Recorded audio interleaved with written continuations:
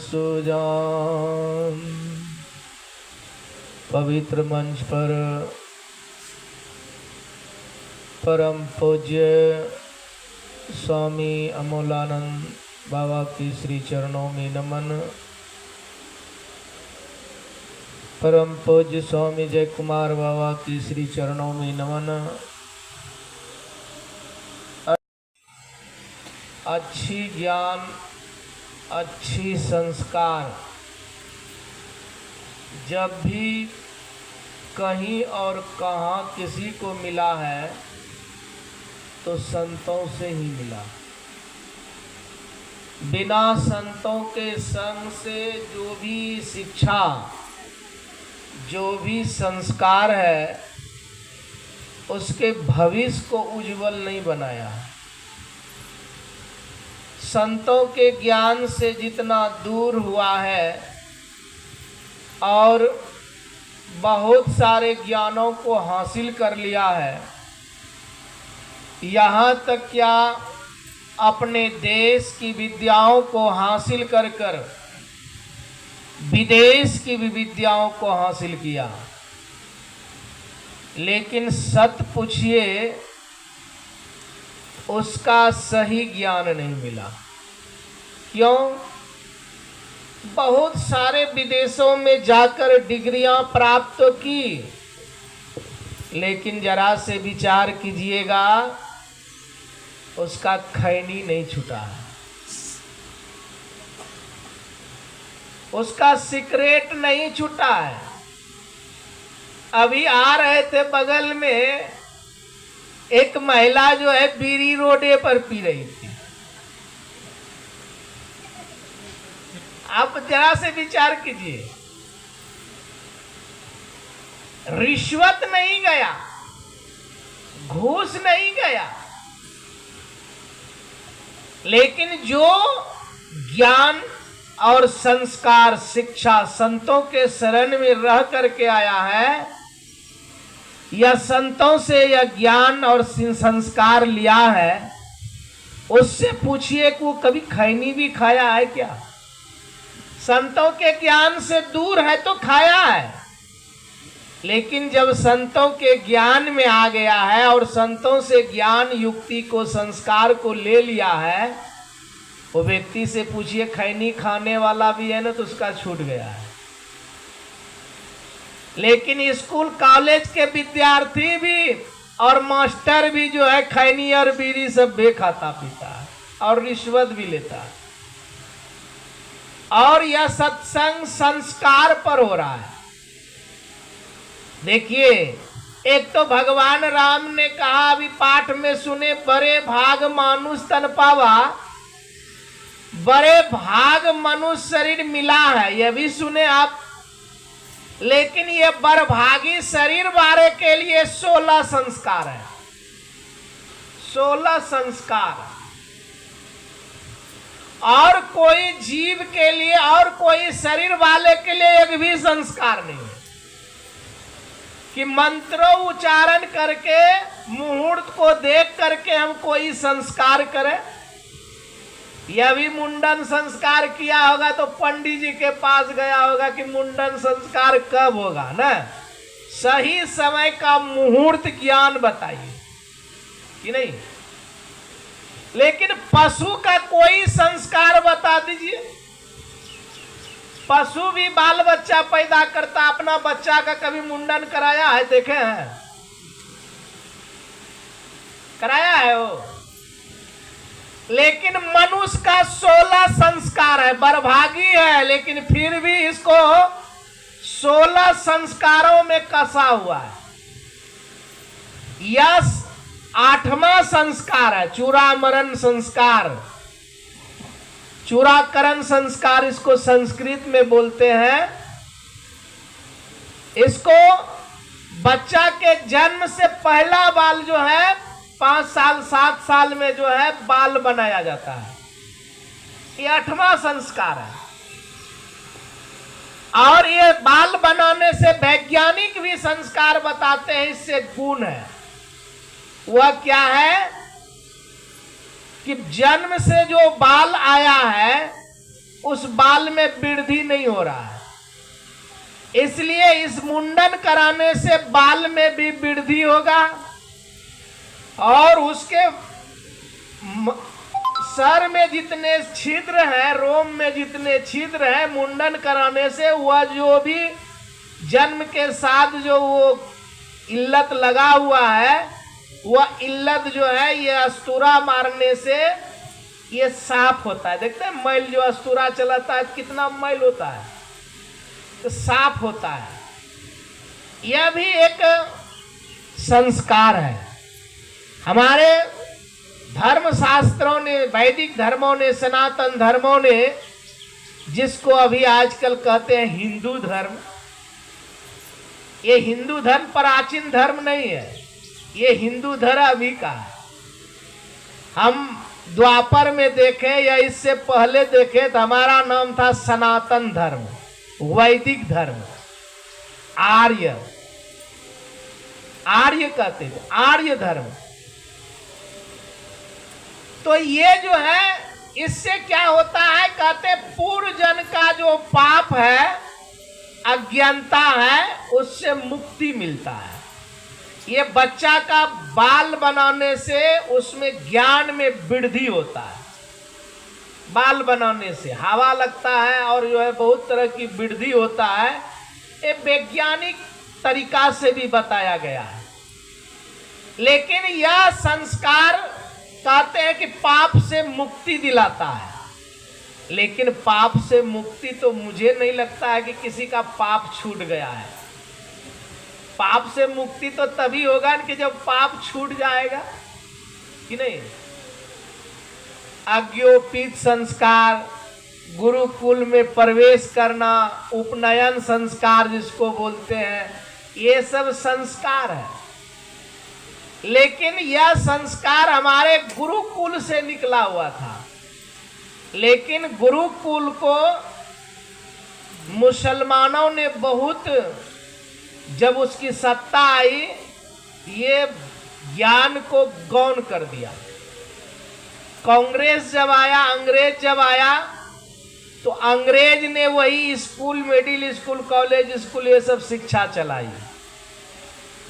तो कहने का मतलब क्या है, हमारा गुरुकुल संतों के ज्ञान से, जो ज्ञान भगवान राम जाकर के वशिष्ठ जी के आश्रम में लिए थे, अध्यात्म का ज्ञान, सदाचार का ज्ञान, समाज का ज्ञान, व्यवहार का ज्ञान और राजनीति का ज्ञान। इसलिए परम संत बाबा देवी साहब ने कहा कि सभी को सबसे पहले जो है अध्यात्म ज्ञान को रखना चाहिए। सबसे एक नंबर में ऊंचा स्थान अध्यात्म ज्ञान को रखना चाहिए। एक नंबर में अध्यात्म ज्ञान। दूसरे ज्ञान में कहा, दूसरे नंबर में सदाचार को रखो। तीसरे नंबर में समाज को रखो और चौथे नंबर में कहते हैं राजनीतिक रखो। समाज व्यवहार, व्यवहारिक ज्ञान, सामाजिक ज्ञान, व्यवहारिक ज्ञान 3 नंबर में रखो। ये तीनों ज्ञान जब ठीक ठीक होगा तो उसका राजनीतिक कभी गलत नहीं होगा। कब? जब जो अध्यात्म से अलग रहेगा, सदाचार से अलग रहेगा, तो उसका व्यवहार भी ठीक नहीं रहेगा। ये 2 नंबर जैसे घसका ना, 1 और 2, तो उसका व्यवहार भी गलत होगा और राजनीतिक तो गलत होबे करेगा। फूट डालो, शासन करो। फूट डालो, शासन करो, हक दबाओ, राज करो। लेकिन संत ने यहीं तक की सीमित नहीं रखा। संतों के शरण में गया तो सीधी शब्दों में कहा कि देखो, तुम जिस शरीर में अभी हो, जिस शरीर में हम लोग हैं, यह शरीर सदा रहने वाला नहीं है। रहने वाला है? रहने वाला नहीं है। लेकिन इस शरीर के अलावे जो है लंबा जोनी है, लंबी अवधि है और वह भोग जोनी है। अगर इस शरीर में हम अगर सुख पुण्य किए हैं, अच्छा कर्म किए हैं, तो हमको आगे सुख मिलेगा। और अगर जो मैंने अच्छा कर्म नहीं किए हैं, बुरे कर्म किए हैं तो आगे हमको दुख मिलेगा, दुख मिलेगा कि नहीं। इसलिए कहा कि अगर जो ये शरीर जो मिला है साधन धाम मोक्ष कर द्वारा, यह शरीर साधनों का धाम है, मोक्ष का द्वार है। अगर आपने परलोक नहीं सुधार कर लिया, परलोक का सुधार नहीं कर लिया, मोक्ष द्वार को पा करके आपने परलोक का सुधार नहीं कर लिया, तो आगे बड़ा दुख है ना। आगे पाठ में सुने ना, सो परत्र दुख पावन।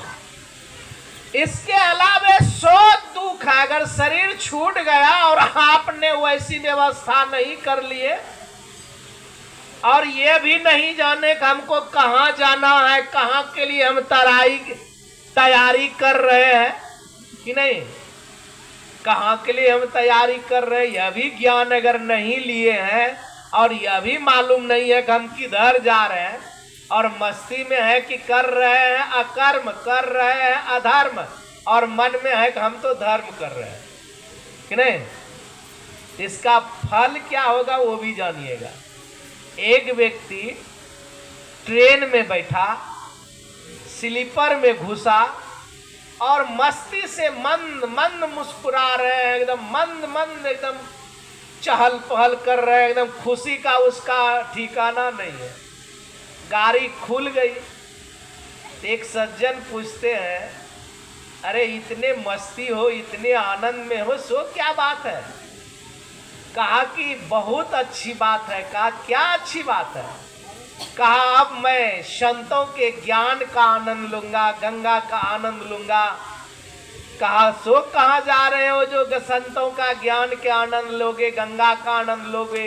कहा हम तो हरिद्वार और ऋषिकेश जा रहे हैं, गाड़ी पर बैठे हैं, इसलिए तो बहुत टेंशन में थे, बहुत दिक्कत में थे, बहुत झंझट में थे। गिरिजाल नाना जंजाला, अति दुस्तर सेल विशाला, अनेकों प्रकार के मैंने दुख में था। अब ट्रेन पर बैठ गए तो झंझट से मुक्त हो गए। अब तो मैं हरिद्वार जाऊंगा, आनंद की नगरी लूंगा और संत समागम देखूंगा, सब दर्शन पर्शन करूंगा, गंगा स्नान करूंगा। तो सज्जन ने कहा तुम किस ख्याल में पड़े हो। जिस ट्रेन पर बैठे हो ना, ये ट्रेन हरिद्वार नहीं जाएगी। कहा है हम तो हरिद्वार के लिए टिकट कटाए हैं। अरे टिकट तुम हरिद्वार के लिए कटाए हो, लेकिन ट्रेन पर तुम बैठा है जो, वो बंगाल की खाड़ी जाएगा, वो बंगाल की खाड़ी जाएगा। इसलिए गुरु महाराज कहते थे ज्ञान के अभाव में जो नहीं करने का हम वो भी कर देते हैं, और इस मस्ती में इस ख्याल में रहते हैं कि मुझे तो सुख मिलेगा कि नहीं, लेकिन यह कर्म हमको खाई में लेकर जाएगा। समझ रहे हैं ना, ये ज्ञान नहीं है। इसलिए संतों के शरण में जाइएगा, उसी का उद्धार होगा। भगवान अति गुरु नानक देव जी महाराज ने कहा जो जन कहते जो संत जन परा, कहते जो जन संत परा सो जन उतरनहार। संतों के शरण में जो जन आ गया, पर गया, उसी का उद्धार और कल्याण हुआ। उसी को ठीक ठीक ज्ञान हुआ कि हमको किधर जाना चाहिए, किधर नहीं जाना चाहिए।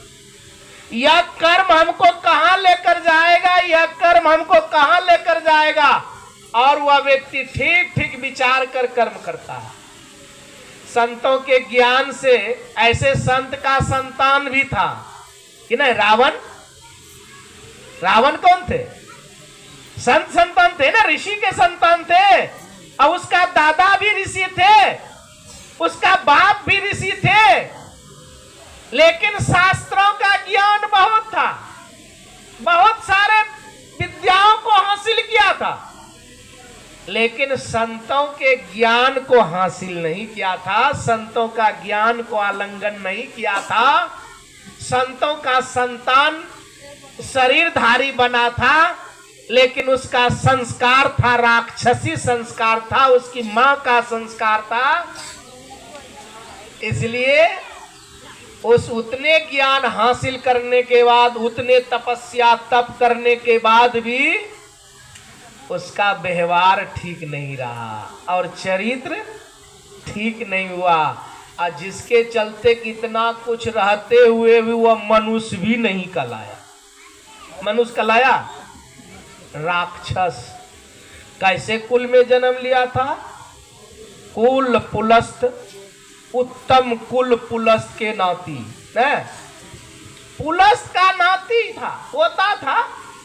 अब जरा से विचार कीजिए, उत्तम कुल, ब्राह्मण कुल में ब्रह्मा के परपोता थे, ब्रह्मा के परपोता थे, और उसका संस्कार अच्छा नहीं मिलने के कारण इसलिए गुरु महाराज ने कहा सीधी शब्दों में, समय गया फिरता नहीं, झट ही करो निज काम, जो बीता सो बीतिया, अभी कहो गुरु नाम, संत मता बिनु गति नहीं, सुनो सकल दे कान, जो चाहो उद्धार को, बनो संत संतान। संतों का संतान बनिए, और ये 16 संस्कार जो है संतों के माध्यम से बना है हमारी। इसलिए हमारे देश में 3 प्रधान, ये भारत ऐसा देश है ना, इसमें 3 प्रधान है, मुख्य 3 प्रधान, 3 ऋण है, मातृ पितृ ऋण, ऋषि ऋण और देव ऋण, 3 ऋण है ना। और हमारे देश में ये तीनों प्रधानता है। हमारे देश में 4 देवता को मान जा गया है, 4 ही देवता है, 5वां कोई देवता नहीं है। ये वेद में भी आया है देवता, वो ये काली दुर्गा ये सब हमारा देवता नहीं है, ये स्वर्ग का देवता है। ये भगवती विसर्जी जो कहते हैं ना, ये स्वर्ग का देवता है। हमारा मुख्य 4 देवता है, ये धरती पर का देवता है। पहला देवता है मातृदेवो भव, दूसरा है पितृदेवो भव, तीसरा है आचार्य देवो भव, और चौथा है अतिथि देवो भव। जो बिना कहे सुने, बिना सूचना के आपके यहाँ आ जाए, अनजान व्यक्ति आ जाए, उसी को अतिथि कहते हैं। ये नहीं कि हमारा बाप भाई आ गया तो वह अतिथि हो गया, सो बात नहीं है, वह संबंधी आ गया। और वैसे अतिथि की सेवा करना, वैसे अतिथि की आवश्यकता की पूर्ति करना, यही अतिथि देवता है और उसकी पूजा होता है। इसलिए आप लोग बस में दीवार में पढ़े होंगे कि हमारा कर्म ही पूजा है, कहीं नहीं पढ़े होंगे कि फूल चढ़ाना पूजा है, अगरबत्ती दिखाना पूजा है। सुने है क्या? मंदिर में जाकर बैठ करके जप करना यह पूजा नहीं है, हमारा कर्म ही पूजा है। अगर हमारा कर्म है कि माँ बाप की सेवा करना, ये सबसे बड़ी सेवा है, ये सबसे बड़ी पूजा है। आप लोग सुने होंगे गुरु महाराज के एक सेवक, नाम नहीं लेंगे, गुरु नहा करके वो चले गए ध्यान करने के लिए। गुरु महाराज पुकार रहे थे, बाबा लोगों से सुने हैं, देखे नहीं है, पुकार रहे थे तो कहा कि फलना कहाँ है? कहा कि सरकार वह ध्यान में गया है। कहा कि जगाओ तो। गुरु महाराज ने कहा कि हमारी सेवा को छोड़कर ध्यान करता है। गुरु की सेवा सर्वोपरि सेवा है, गुरु की सेवा सर्वोपरि सेवा है, और गुरु की सेवा में सब सेवा आ जाता है, ध्यान, सत्संग और सदाचार भी आ जाता है, जो ठीक ठीक गुरु की सेवा करेगा। और बुलाया तो कहा कि गुरु की सेवा को छोड़कर ध्यान करते हो। इसलिए समझिए कि वो बैठना वो नहीं है, ठीक है, सेवा करने से अंतःकरण पवित्र होता है। अब कहिए क्योंकि सेवा करने से नम्रता आती है, सरलता आती है, और अहंकार और ईर्ष्या हटता है, मान बड़ाई वह घटता है सेवा करने से। इसलिए पूज्यपाद महर्षि साई स्वामी जी महाराज ने कहा, सेवा से सद्गुण है आते, जिससे जीवन सुखमय होता, जिसमें सेवा भाव नहीं तो शाही सुख चैन कहां होगा। सेवा अगर नहीं है, सेवा की भावना नहीं है, तो आप ध्यान करने के लिए बैठे हैं, ध्यान नहीं बनेगा, जप नहीं बनेगा। जब जप नहीं बनेगा तो इष्ट का ध्यान आएगा, इष्ट का दर्शन होगा। जप नहीं बनेगा तो इष्ट का दर्शन भी नहीं होगा, और इष्ट का दर्शन नहीं होगा तो मन एकाग्र होगा, मन अशांत रहेगा, मन इधर उधर घूम भागेगा, मन आपको हैरान कर देगा, आप बैठ नहीं पाइएगा, उब जाइएगा, खिन्न होकर के उब जाइएगा। तब जब मन खिन्न होगा तो आप दृष्टि को एकाग्र नहीं कर सकते, कभी संभव नहीं है कि दृष्टि को एकाग्र नहीं कीजिएगा। और सेवा करके अगर ध्यान में जो समय मिलता है उसमें अगर बैठिएगा तो आपका मन जब मंत्र में भी लगेगा, मंत्र में मन लगेगा, और जब मन मंत्र में लगेगा तो इष्ट का दर्शन कोई रोक नहीं सकता है। उस इष्ट का दर्शन आपको सरलता से हो जाएगा, और जब इष्ट का दर्शन होगा तो मन अशांत हो नहीं सकता है, मन एकाग्र हो जाएगा। और जब दृष्टि योग की क्रिया कीजिएगा तो वह दृष्टि योग की क्रिया में आपको सरलता पूर्वक बिना कठिनाई से वह दृष्टि टिक जाएगी, और जिससे आपका मोक्ष का द्वार खुल जाएगा। और वह मोक्ष का द्वार खुल के आप इस लोक की भी सुधार हो जाएगा और वह लोक का भी सुधर जाएगा ना, ये लोक और वह लोक दोनों सुधर जाएगा। इसलिए भगवान राम ने कहा, जो परलोक यहाँ सुख चवो, सुनी मम वचन हृदय दृढ़ गवो। ए भाई, जो यहाँ भी सुखी रहना चाहते हो और मरने के बाद भी सुख भोगना चाहते हो, तो हमारी वचन को दृढ़ता पूर्वक धारण करो कि मैं जो कर रहा हूं, मैं जो कह रहा हूं वही धारण करो, आलिंगन करो, तो तुम यहां भी सुखी होगे और वहां भी सुखी होगा। माँ बाप को एक लोटा पानी नहीं देते हो, लेकिन गंगा जल से पानी लेकर तुम बैद्यनाथ जाते हो कि नहीं? गंगा जल से पानी लेकर बैद्यनाथ जाते हो और तुम्हारा देवता घर में है और तुम उसको एक लोटा पानी और एक टुकड़ी रोटी नहीं देते हो। क्या यही तुम्हारा पूजा होगा? इसलिए महापुरुषों ने कहा कि मनुष्य का संस्कार तो मां के पेट से ही ज्ञान होता है। अगर मां को जैसा ज्ञान रहेगा ना, उसको वैसा ज्ञान मिलेगा। मां के पेट से ही संस्कार बनता है बच्चे का। इसलिए पहले देवता को आगे रखा है, माता को आगे रखा, इसलिए ये मातृ प्रधान देश है ना, मातृ प्रधान देश। इसलिए